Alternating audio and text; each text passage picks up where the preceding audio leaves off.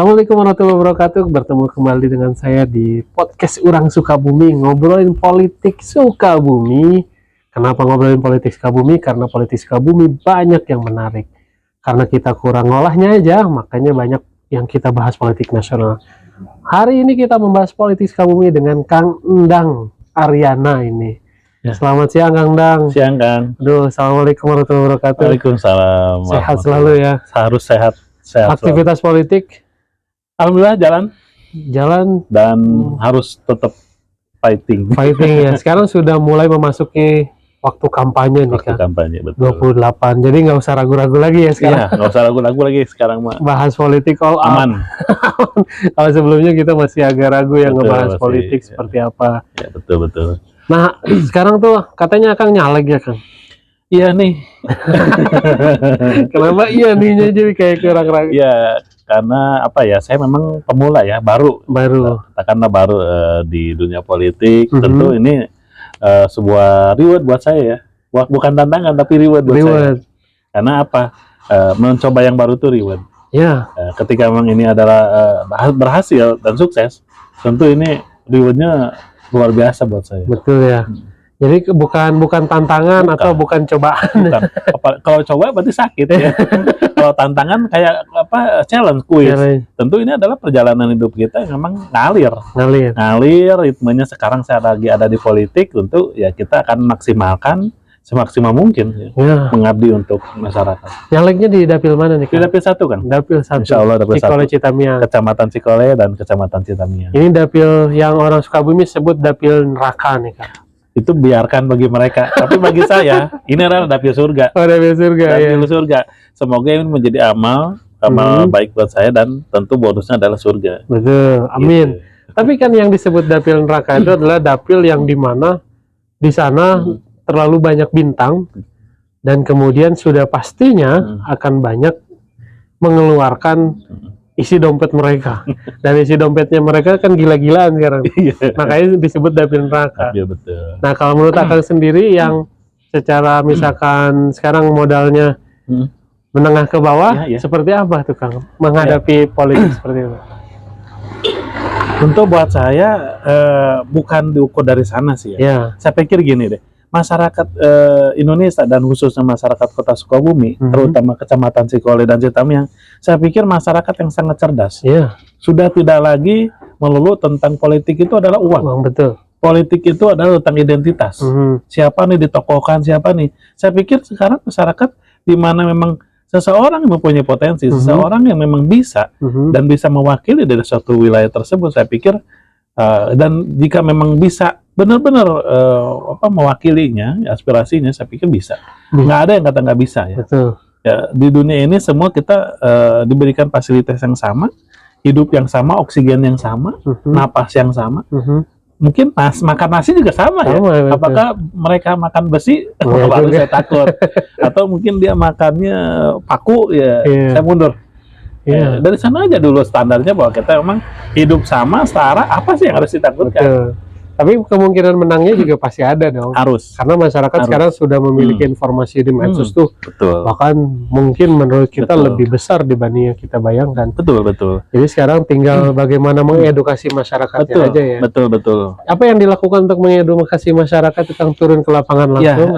Yang pertama kita mengedukasi masyarakat adalah tentang politik itu tidak halus dengan money politik ya. Betul. Yang paling pertama itu dulu.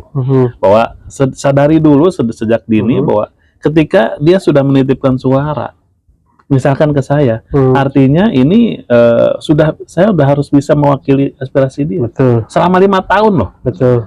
Bukan hanya dengan Rp1 ataupun berapa rupiah. Rp100. Saya pikir kalau masih berpikir seperti itu, kita balik lagi ke zaman jahiliyah gitu. Betul. Nah itu yang paling pertama. Yang kemudian yang keduanya, kita tentu bisa mewakili mereka. Artinya apa nih kebutuhan dari para pemilih itu. Betul. Nah itu kita bisa bawa aspirasinya, bisa kita ambil dan tentunya kita maksimalkan, kita perjuangkan sampai manapun gitu. Karena kan sudah memiliki pengalaman sebelumnya kan, baik mengedukasi UMKM itu sendiri, betul. Sehingga sekaligus mengedukasi UMKM juga bisa langsung mengedukasi politik itu. Betul ya, betul. Memang awalnya memang agak lumayan ini ya, challenge lah gitu.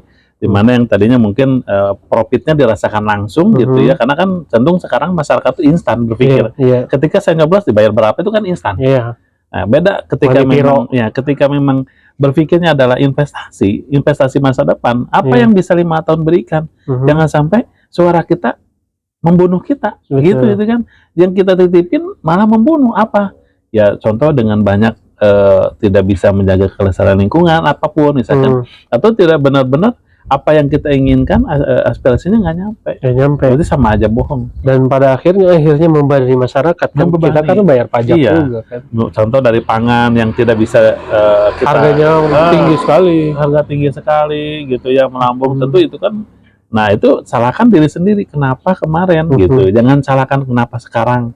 Kata kenapa sekarang itu nggak boleh. Kenapa kemarin menyoblos itu. Nah, kenapa kemarin ya? Kalau kenapa sekarang, nah efek dari kita kemarin bisa memberikan yang terbaik, tentu hari ini tidak akan merasakan yang terburuk. Betul. Dan yang paling sebetulnya yang banyak orang yang tidak pahami, tugas parlemen itu atau caleg itu kalau sudah jadi anggota parlemen atau DPR itu kan ngobrol seperti ini. Iya, itu ngobrol. Ya kita justru kerjanya di lapangan bukan di kantor. Betul. Saya pikir harus benar-benar apa ya namanya, kalau bahasa ininya ngasuh ya, ngaping, kita benar-benar ngontrol. Ada yang rusak lingkungan kita coba, ada yang memang benar-benar sakit juga kita bisa awasi. Saya pikir itulah tugas kita, karena kita mewakili mereka. Mewakili mereka. Dan ngobrol kan, makanya ngobrol. Dan kalau tadi pakai uang kan berarti nggak usah ngobrol. Itu lunas. Dibayar tunai. Itulah pentingnya bahwa edukasi tentang politik itu paling pentingnya adalah kita edukasi politik sehat. Itu dulu aja, paling dasar. Kalau misalkan udah dibangun mindsetnya udah politik sehat, saya pikir dia tanpa dibayar pun, dan dia berpikir investasi 5 tahun ke depan, apa nih buat saya. Jangan sampai beras 1 juta nih per karung. Nah, harus berpikir ke sana. Betul. Gitu. Nah, yang paling penting misalkan kenapa hari ini di Cikole banjir. Ya, banjir. Longsor. Karena drainasinya yang kurang ini, longsor juga aja. Karena akhirnya ketika ditagih, kan saya sudah bayar 100.000. Udah lunas. Udah lunas, maaf ya. Anda mau ngapain ya? Karena saya udah bayar lunas. Iya, betul. Itu jadi coba kita edukasi dulu. Saya pikir di sini kita sama lah, mempunyai peranan yang sama. Edukasi secara baik, insya Allah mereka juga akan lebih paham. Dan saya buktikan bahwa tidak harus melalui itu dengan politik uang. Betul. Malah semuanya juga bisa dengan politik gagasan. Ide, dan semua kita bisa sharing. Tentu kayak gini justru mereka kangen. Sekarang kangen, merindukan. Setelah berapa dekade, setelah berapa periode, semuanya transaksional terus gitu.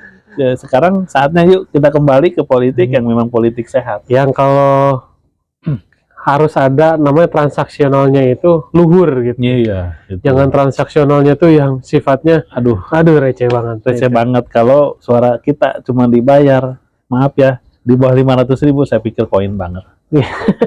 Diri kita tuh maaf ya, rendah banget. Murah banget gitu.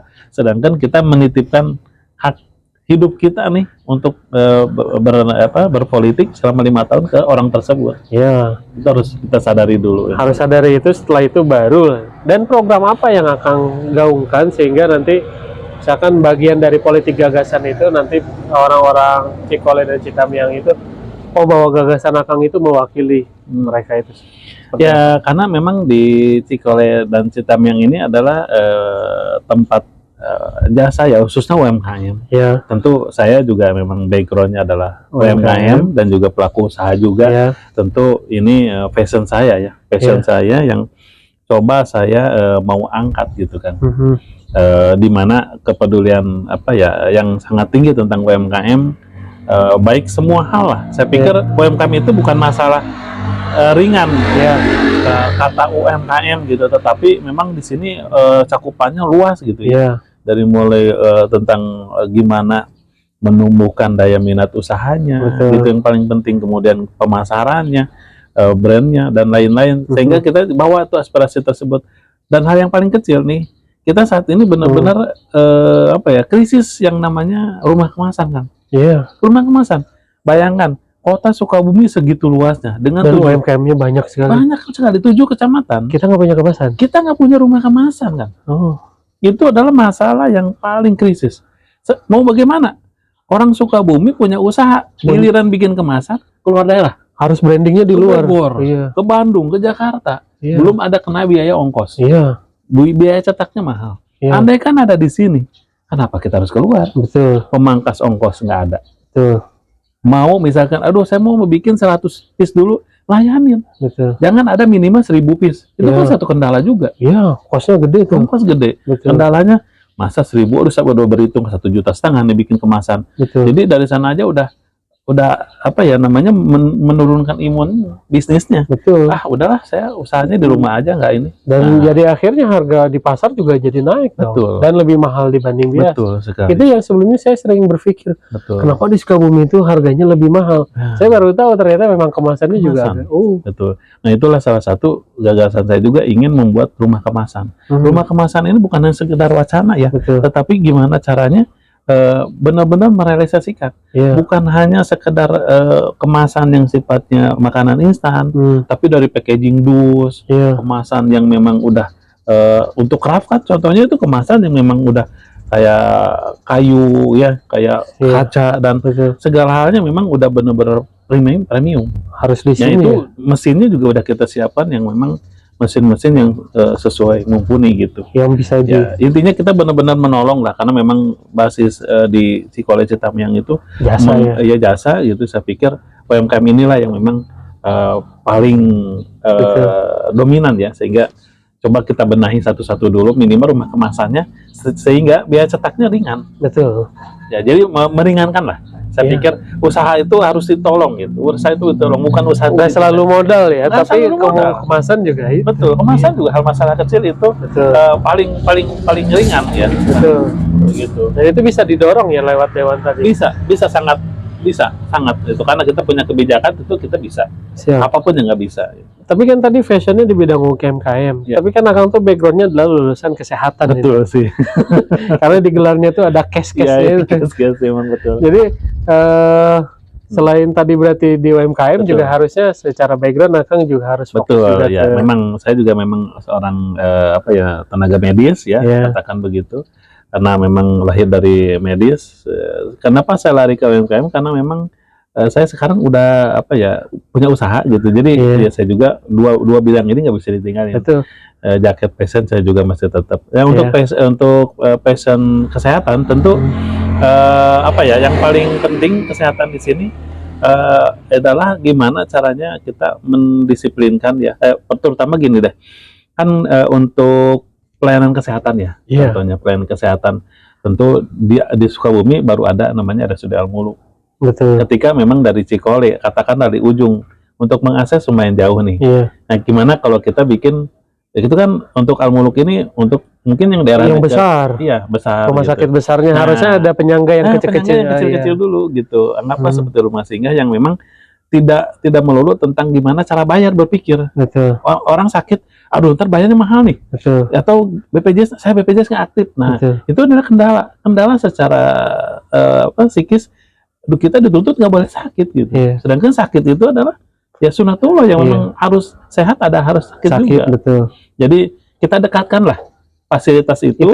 Berarti kalau klinik atau puskesmas di Iya, sekitar situ. klinik atau puskesmas yang berbasis memang cara bayarnya bisa dengan menggunakan KTPKK. KTPKK yang Saya sama sistemnya kayak Sistem Al-Muluk Al-Muluk tadi. begitu, Oh, tapi iya. basisnya yang Puskesmas. klinik atau puskesmas bisa lebih dekat lagi lah. Atau memang karena puskesmasnya tidak ada setiap kelurahan, Ya. atau memang idealnya setiap kelurahan atau setiap kecamatan Betul. satu. Karena sebenarnya harusnya sesuai dengan populasi penduduk ya. Iya. Di mana Cikole itu besar banget loh. Betul, sangat luas sekali. Saya pikir ini udah wajib ya. Namanya satu kelurahan adalah satu puskesmas. Iya. Satu kelurahan satu puskesmas. Jadi jangan satu kecamatan satu puskesmas. Iya. Saat ini memang di Cikole baru 2 ya. Iya. Salabatu dan juga Sukabumi. Itu baru 2 Iya. puskesmasnya. Tipar. Iya. Tipar juga ya. Tipar itu ya, Citamiang. Citamiang.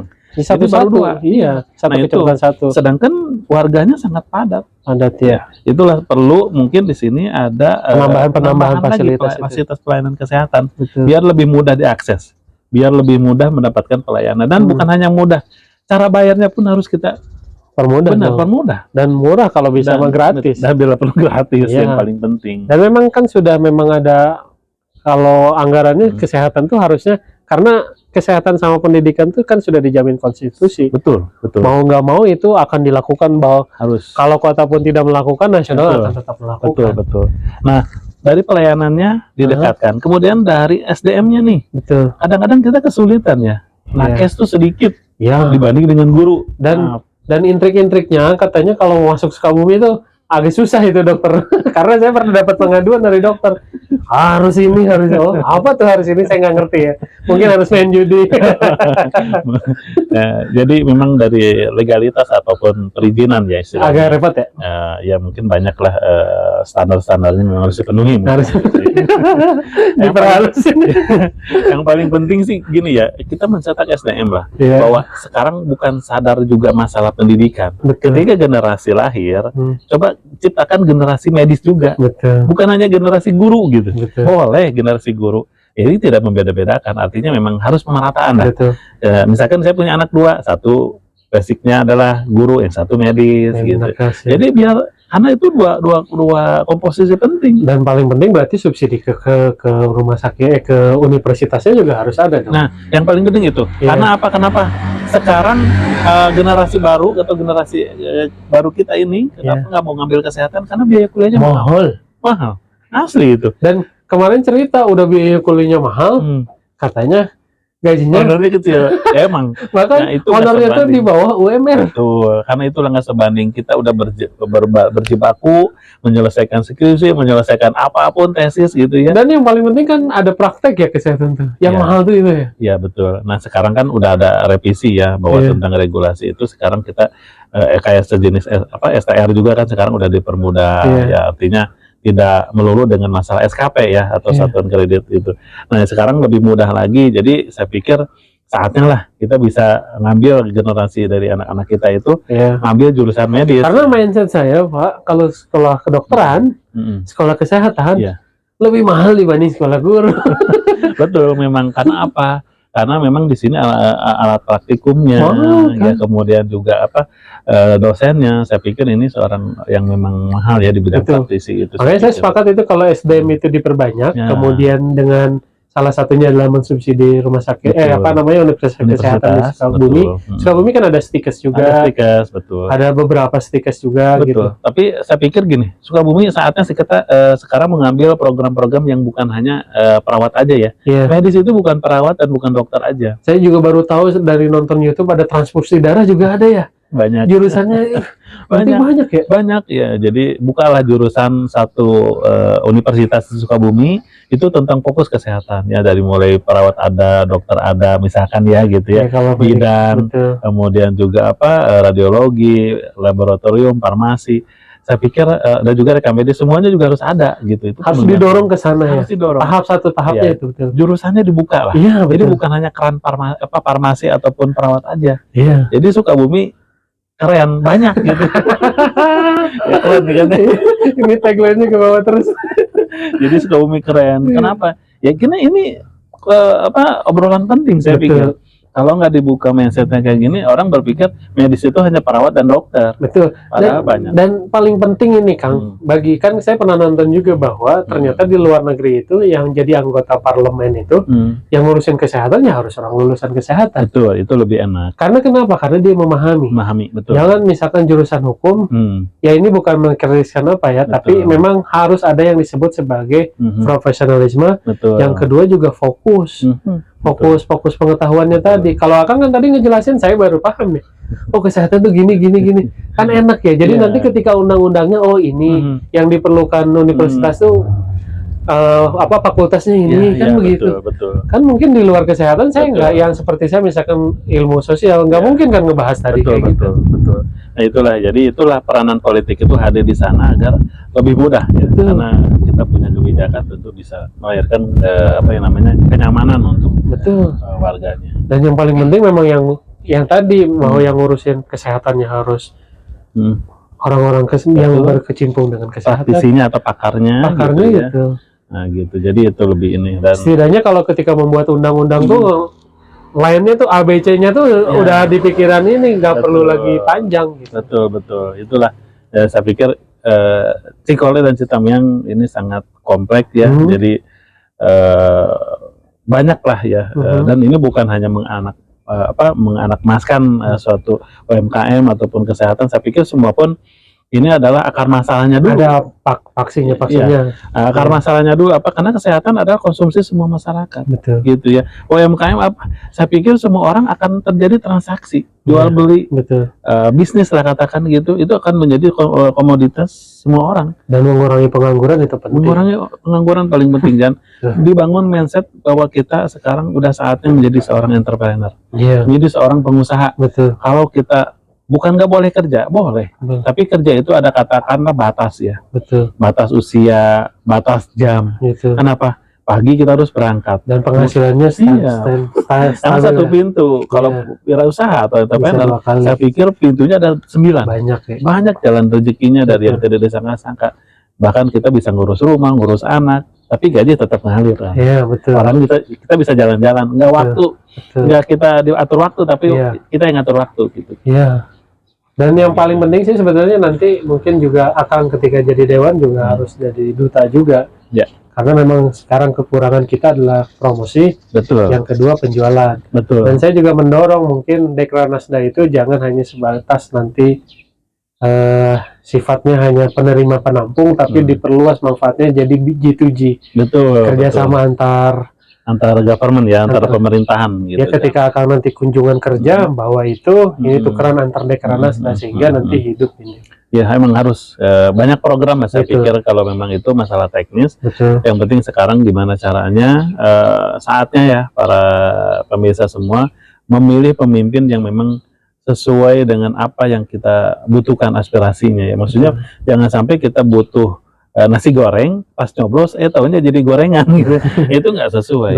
Jadi kita mulai matang lah siapa orang tepat yang bisa mewakili suara kita di sana. Masyarakat ingin Sukabumi lebih baik, tapi ketika nyoblos yang ngasih duit yang dicoblos. Iya, gitu. Harapan lebih baiknya kemana kan? Nah, itu malah nggak. Yang kedua kan harapan kita kan perbaikan. Gitu. Dan kalau yang tadi akan sebutkan itu kan sebetulnya stepnya kan sudah kebaca tuh. Iya. Saya yang dari ilmu sosial aja ketika ngobrolin kesehatan tadi, oh ternyata banyak ininya ya. Banyak. Dan secara tidak langsung ini kan penting dijelaskan kepada masyarakat. Betul, penting. Dan bagi saya ini salah satu YouTube podcast ini memang untuk mengedukasi masyarakat tentang politik. Dan politik gagasan itu seperti apa. Dan yang ketiga, saya pengen bahwa setiap anggota parlemen itu bisa ngomong. Karena saya melihat Sukabumi kayaknya kurang oposisi sekarang tuh. Kekurangan oposisi, semuanya diam gitu. Satu suara ya. Satu suara udah kayak zaman Orde Baru gitu. Ya saatnya kita perubahan dari mulai diri kita sendiri, dari rumah. Kita coba diskusi ringan, mungkin kan bisa nonton TV berita seperti apa, dan YouTube juga seperti apa, dan YouTube juga atau di media sosial juga seperti apa tren terjadi masa kini gitu kan, sehingga kita bisa membaca gambaran 5 tahun ke depan seperti apa nih. Ya jangan jauh-jauh lah, kadang-kadang orang berpikir nggak usah narasi, penting nasi. Ya udah, tentukan nasimu dari sekarang. Tentukan nasimu dari sekarang. Bukan nasib ya, tapi nasi. Gimana caranya harga nasi ini nggak mahal? Tentukan nasimu dari sekarang. Salah satunya adalah dengan memilih politisi yang memang udah fokus di bidang integritas. Betul. Integritas tinggi dan juga no politik money. Betul. Karena nanti harus payback loh. Iya. Kan gaji dewan cuma 50 juta, Pak. Iya. Saya mau ngabisin 1M harusnya bayarnya kapan ya? Nah, itu. Makanya kalau setelah terpilih kemudian dia tidak muncul lagi, ya wajar karena udah bayar di awal. Udah lunas. Udah lunas. Nggak punya cicilan. Betul, nggak punya cicilan. Kalau kita kan punya cicilan nih sekarang ya. Yang paling penting jadi ketika tidak politik uang itu, kita masih punya cicilan kepada masyarakat yang harus ditagih itu sama masyarakat. Iya. Kecuali kalau emang dibayar lunas, ya udah berarti selesai itu kan. Masalahnya ya ngapain lagi balik lagi kan. Makanya jangan asal pilih. Kalau misalkan ada yang sifatnya udah bayar, nah berarti dia nggak bakalan balik lagi. Iya, karena udah lunas lah. Udah lunas. Jadi lebih baik milih Nyalek yang dicicil nanti yang bisa ditagih sama masyarakat. Pokoknya nggak ada namanya uang apapun lah. Iya. Kita coba adu debat di gagasan aja. Kalau memang sekiranya cocok, sekiranya pas, ambil. Betul. Nah ini pilihan saya nih. Betul. Ini yang bisa mengaspirasi saya. Betul. Jangan kotok-kotok jam 5 subuh besok nyoblos itu diambil. Oh itu salah kaprah. Betul. Saya pikir sih gini, kalau memang mau diambil, ambil aja deh. Iya. Tapi tetap pilihan, cari pilihan yang terbijak, cari pilihan yang paling keren menurut hati kita. Wah, luar biasa. Itu tagline-nya dibawa-bawa terus ini. Dan terakhir nyaleknya di partai apa ini? Oh iya, saya dari Partai Gelora. Wah, pantas lah. Nomor 7 ya. Oh, Partai Gelora ini, Gelora Indonesia nomor 7 yang punya arah baru Indonesia. Terima kasih Kang. Hatur nuhun ini. Jangan lupa saya nomor 2. Oh, siap. Nomor 2 urutnya di dapil 1, partainya nomor 7. Ya, siap. Partai Gelora, saya nomor urut 2 di dapil 1. Siap. Nggak usah jauh, yang kedua itu aja. Undang Ariana ya. Pokoknya ada cash di belakang. Cash-cashnya aja itu aja ya. Walaupun nanti bayar ke masyarakat nggak cash dicicil. Saya bayar cicil. Ya. Terima kasih Kang Dang. Ini bergizi sekali. Iya. Terima kasih obrolannya. Harus. Ini yang bagian dari edukasi. Mudah-mudahan juga masyarakat teredukasi. Terima kasih sekali lagi. Saya ucapkan selamat siang. Assalamualaikum teman-teman. Assalamualaikum warahmatullahi wabarakatuh.